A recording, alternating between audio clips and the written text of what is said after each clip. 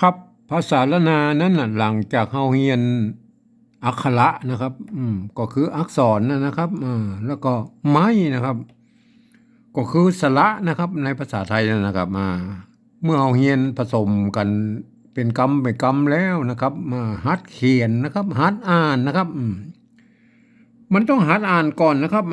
การเขียนนั้นมันยากกว่าอ่านนะครับมันยากกว่าอ่านนะเพราะว่ามันการเขียนนั้นมันจะต้องสะกดนะครับมันมันสะกดหลักการสะกดของละนาเพิ่นเป็นอย่างไรมันเขียนยากนะมาหันแล้วมันนั่นหัดอ่านให้ก่อนนะครับวันนี้เราจะมาหัดอ่านภาษาละนานะครับที่เขียนในรูปแบบของก่อน8 ตลาดนะครับก็มันจะเป็นอย่างไรก็ลองมาดูนะครับลองมาดูนะครับ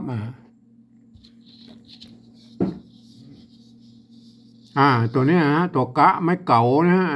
ไม้เก่าเพิ่นมีไม้สัดกำกับไว้ไม้ขอจางอ่านว่าเก้านะครับเสียงโทพิเศษนะครับเก้า10นะครับเสียงจัตวานะครับ10นะครับห้าเสียงโทพิเศษนะครับห้า95อันนี้มันมีไม้ย่อนะครับก็อ่านว่าตะนะครับอ่านว่าตะนะครับอ่านว่าตะนะครับถ้าผมมีไม้ย่อหรืออีหรออ่านว่าตะนะครับตะวานะครับถ้าอ่านอย่างนี้เราอ่านว่าตะวานะครับใส่ไม่ย่อไปแล้วครับใส่ไม่ย่อไปอ่านว่าตะวานะครับก็แล้วแต่นะครับแล้วแต่ผู้เขียนนะครับ จะเขียนตะวาหรือตะวาก็สุดแล้วแต่นะครับมันก็เขียนได้ทั้งนั้นนะครับตะวาเริ่มนะครับ เริ่มแม่ในภาษาละนาเพิ่นบ่ลั่นลิ้นนะครับเพิ่นบ่ลั่นลิ้นในภาษาไทยมันเริ่มนะครับเริ่มเริ่มรอเรือนะครับในภาษาละนาเพิ่นบ่ลั่นลิ้นนะผมก็เลยเอาไอ้ตัวละลอลิงมาเขียนนะก็เริ่มนะครับเริ่มนะครับเห็นไหมเอาตัวละลอลิงมาเขียนนะครับเริ่มมาดีนะครับเริ่มมาดีนะครับหุ่นตังลุ้นนะครับโหนตังนะครับตัวตะนะครับโหนตังลุ้นนะครับเสียงตีนะลุ้นนะครับยังปอมีนะครับยังนะครับปอนะครับตัวปะนะครับอ่านว่าปอมีนะครับ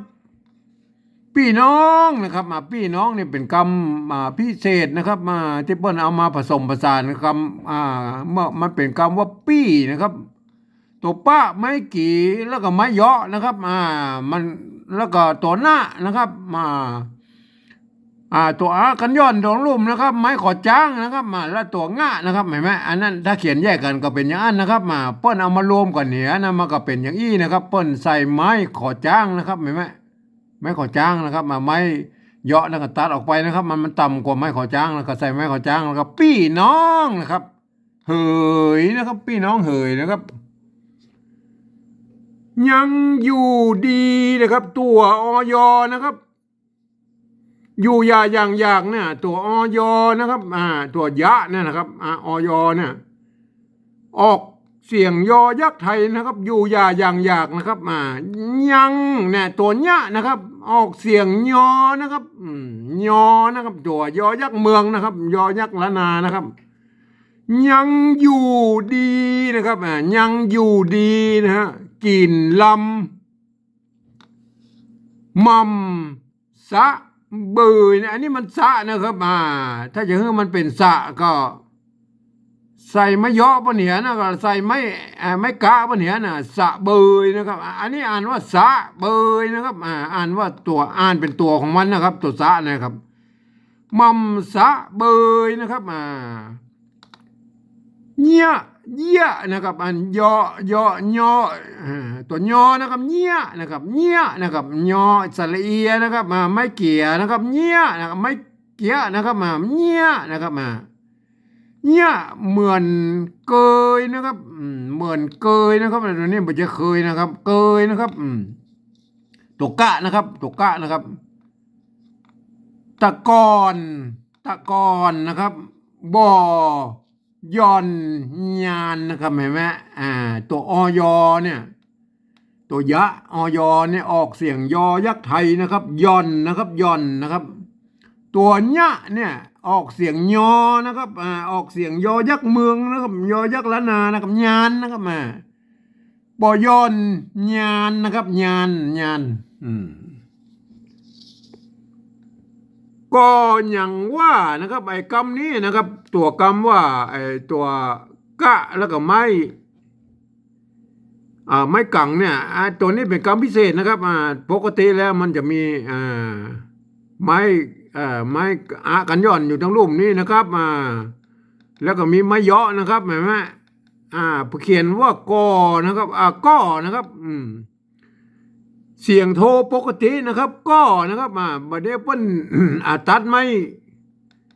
กันยอดออกไปนะครับไม้เยาะนั่นจะใส่ก็ได้บ่ใส่ก็ได้นะครับแล้วแต่ชอบนะครับโบราณมันก็มีนะครับเหมือนกับบ่อนั่นนะครับบ่อกับก้อเนี่ยอันเดียวกันนะครับเพิ่นจะใส่ไม้เยาะหรือใส่บ่ใส่มันก็แล้วแต่ยุคละนาแต่ละยุคเพิ่นบ่เหมือนกันนะครับก็โอเคมันก็เหลือแค่นี้นะเป็นกรรมพิเศษนะครับเขียนว่าก้อนะครับตัวกะนะครับไม้เยาะนะครับไม้เยาะอ่านว่าก้อนะครับอ่านว่าก้อนะครับเสียงโทปกตินะครับแต่ในโบราณมาแล้วนะเปิ้นเขียนแบบนี้มานะแต่เปิ้นอ่านเป็นก้อนะครับ ก็ตามบริบทแล้วเปิ้นจะอ่านเป็นก้อนะครับก้อหยังว่านะครับไม่ใช่ก้อนะครับบ่ก้อหยังว่านะไม่ใช่ก้อหยังว่านะฮะอันนี้ก็แปลกนะฮะเพราะว่าเปิ้นเขียนมาอย่างอี้นะฮะตั้งแต่โบราณแล้วเขาก็ว่ากันไปนะครับก้อหยังว่ามาลุงลังมาลุงลังอันนี้ตรงตัวแล้วนะครับดังแวดนะ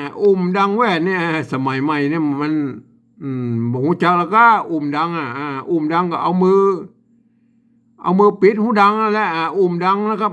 ดังแวดนะครับมาจุกันนะครับมาจุกัน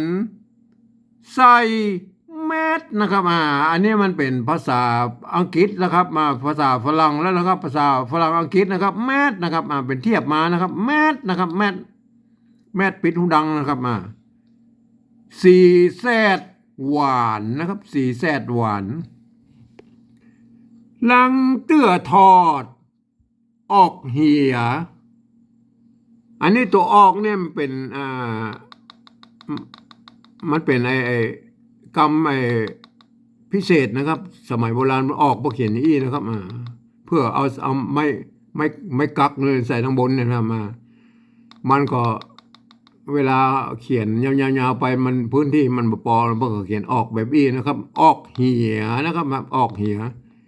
เบื่อลำคาญนะครับเบื่อลำคาญตัวคานเนี่ยมันต้องใช้ตัวขะหางยาวนะครับเห็นไหมเบื่อลำคาญนะครับบ่เมินนานติดถึงตัวบะกัวเนอนะครับเห็นไหมเราลองมาอ่านรวดๆดูนะครับเรามาอ่านดูรวดๆนะครับ95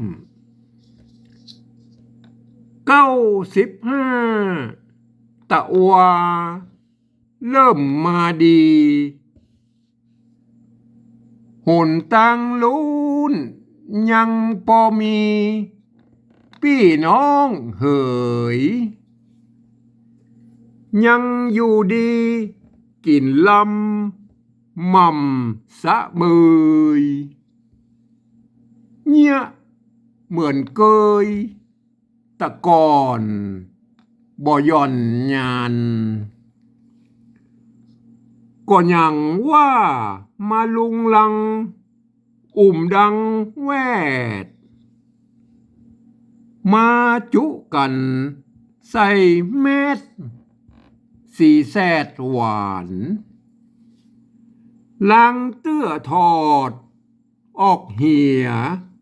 เบื่อลำคาญบ่เมินนานติดเถิงตัว